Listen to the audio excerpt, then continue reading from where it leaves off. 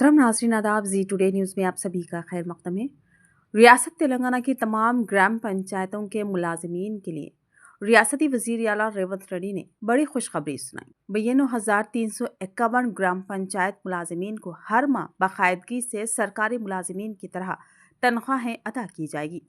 इस हवाले से वज़ीर आला रेवंत रेड्डी ने पंचायत राज और देही तरक्की के आला ओहदेदारों के इजलास में ग्रीन चैनल के जरिए 116 करोड़ रुपए की माहाना तनख्वाहों की अदायगी के अहकाम दिए। रेवंत रेड्डी ने मजीद हिदायत दी कि Mahatma Gandhi national rural employment guarantee scheme के बिलों की भी फौरी अदायगी की जाएगी।